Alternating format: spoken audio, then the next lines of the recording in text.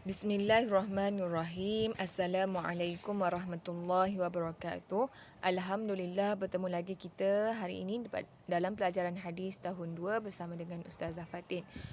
Pada hari ini kita akan masuk tajuk iaitu pelajaran yang ke-6, kelebihan bersabar. Pada minggu lepas Ustazah dah bacakan hadis dan kita bincangkan tentang mengenai hadis dan juga kita ada bincangkan jenis sabar. Okey, pada hari ini sebelum kita memulakan dengan lebih lanjut lagi, marilah sama-sama kita membaca doa sebelum belajar. Bismillahirrahmanirrahim. Allahumma aftah alaina hikmataka wanshur alaina min khazaini rahmatika ya arhamar rahimin. Rabbi shrah li sadri wa yassir li amri wahlul 'uqdatam min lisani yafqahu qawlin. Amin ya rabbal alamin. Okey, kita dah baca doa. Kita akan masuk kita dah masuk kelebihan bersabar. Tajuk kelebihan bersabar. Pada minggu lepas, kamu boleh tengok muka surat 42. Ada QR code kat situ, kamu boleh scan. Dan hari ini kita akan baca lagi supaya kamu lebih faham, ingat dan lebih jelas lagi mengenai hadis yang akan kita bincangkan, insya-Allah. Pelajaran 6. Kelebihan bersabar. An Abi Hurairah radhiyallahu an anna Rasulullah sallallahu alaihi wasallam qala laysa ash-shadidu bis-sur'ah innama ash-shadid alladhi yamliku nafsahu 'inda al-ghadab. Rawahul Bukhari.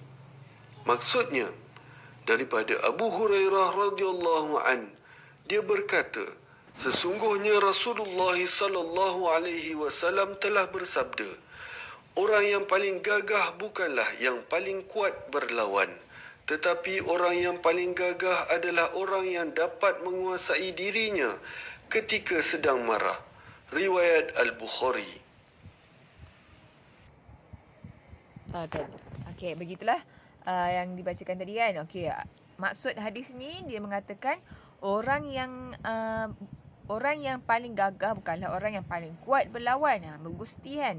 Yang kuat kan dari segi fizikal. Tapi orang yang paling gagah adalah orang yang dapat menguasai dirinya ketika sedang marah. Marah ni daripada apa? Api. Api ni daripada ni lah syaitan kan. Bila marah ni syaitan sukalah. Jadinya macam mana nak mengawalnya? Api bila nak lawan dia dengan air. Nak sejukkan dia dengan air. Okey. Pada minggu lepas juga Ustazah ada terangkan jenis-jenis bersabar. Kamu boleh tengok jenis-jenis bersabar tu kita ulang kaji balik. Sedikit sebanyak kita ulang kaji. Okey. Kalau kamu tengok tu dalam buku teks muka surat 45. Okey. Jenis bersabar. Okey, yang pertama ketika laksanakan suruhan Allah dan Rasulnya. Macam mana sabar dalam tunaikan perintah Allah. Contohnya tengok gambar tu kan, tengah waktu tunggu makan ni ketika berpuasa. Okey, apabila kita berpuasa, kita kena tahan diri kita daripada daripada lapar dan dahaga. Bila kita tahan diri daripada lapar dan dahaga, kita kita memerlukan kesabaran yang tinggi. Kita boleh je nak makan ke kan, nak tipu ke, tapi kita ni orang Islam yang sangat taat kepada perintah Allah. Kita kena ada kesabaran tu dalam diri kita. Bukannya tak boleh makan langsung, tapi bila tiba masanya kita boleh berbuka puasa dan kita mendapat kelebihan. Sebab Allah surah itu pasti punya hikmah dan kelebihan yang Allah akan bagi kepada kita. Okay, yang kedua kita tengok ketika menjauhi larangan agama. Okey.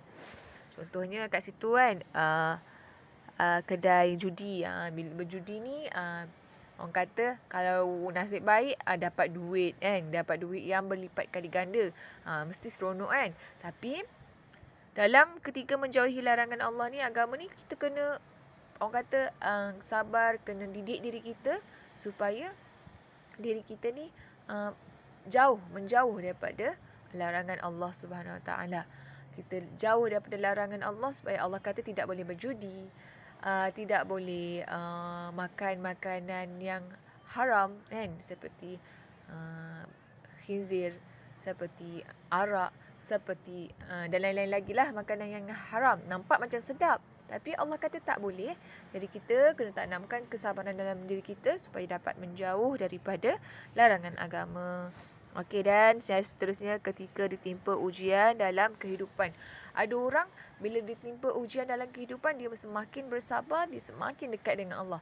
Tapi ada golongan yang tidak sabar dan dia menjauh daripada Allah Subhanahu Wa Taala. Sebenarnya setiap kesulitan, kesakitan yang Allah bagi kepada kita, Allah akan ganjarkan kesenangan selepas itu. Okey, dalam surah Asy-Syarh, alam nashrah laka sadrak wa wada'na anka wizrak alladhi anqada zahrak wa rafa'na laka dhikrak fa inna ma'al usri yusra inna ma'al usri yusra fa idza faraghta fansab wa ila rabbika farrab. Okey.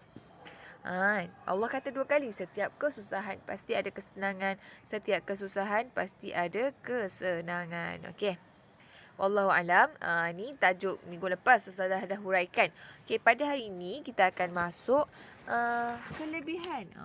Apa yang Allah akan bagi kepada orang yang bersabar ni? Sabara. Sabar. Okey, cuba tengok. Okey, kelebihan bersabar. Okey, disukai. Tengok yang kotak yang pertama. Disukai Allah Ta'ala dan Rasulnya. Allah sangat cinta, Allah sangat sayang kepada hamba-Nya yang bersabar. Allah sangat sayang, cukup-cukup sayang. Allah akan ganjarkan pahala yang berlipat kali ganda. Kelebihan. Jadi, bila kita jadi orang yang Allah sayang ni, insya-Allah kehidupan kita akan tenang, kehidupan kita akan dijamin oleh Allah Subhanahu Wa Taala. Allah akan jaga kita. Macam tu. Kita kalau dapat jaminan daripada Allah ni kan, kita tak perlu risau dan tak perlu rasa gelisah sebab Allah dah jamin 100% Allah jaga kita. Okey. Seterusnya, disukai guru dan rakan. Bila kita ni seorang yang sabar, orang yang tahan marah, orang yang tak suka bergaduh kan. Kalau timbulnya pergaduhan, mungkin sebab tak sabar kan. Tak sabar. Bila kawan ejek kita, kita rasa tak boleh, kena lawan balik. Padahal itu akan membuatkan lebih besar lagi lah masalah. Bila salah seorang bersabar, insya-Allah Allah akan bagi Allah akan bagi yang terbaik kepada orang yang bersabar tu. Okey, guru pun suka, kawan-kawan pun suka dengan kita. Jadi nak kita ni ramai kawan, nak kita ni disayangkan ramai. Jadi kunci dia kita kena bersabar. Bersabar dalam apa jua keadaan. Bersabar dalam belajar. Tak faham-faham kan? Ustazah aja tak faham-faham. Tapi bila bersabar, tanya balik dengan ustazah, berusaha, insya-Allah kejayaan itu akan datang kepada kita insya-Allah. Dan okey. Di sini guru tu kamu eja. Ustazah betulkan. Kita tengok.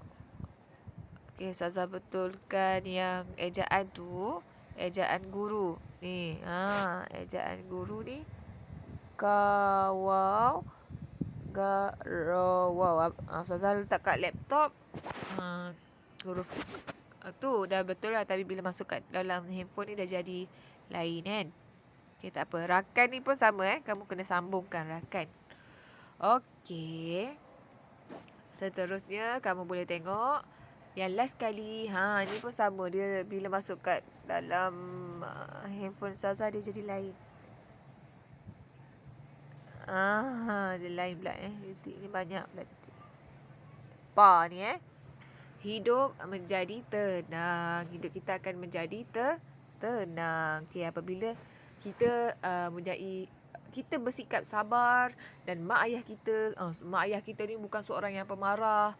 Mak ayah kita, adik-beradik kita seorang yang sabar. Jadi akan menimbulkan suasana yang harmoni, suasana yang akan menjadi tenang. Apabila suasana tenang ni, kita mudah untuk melakukan aktiviti bersama, kita mudah untuk belajar, kita mudah untuk beribadat kepada Allah SWT, dan kita akan rasa senang bila bersama dengan keluarga kita, dengan rakan kita, bila orang semua dah suka kita. Okey.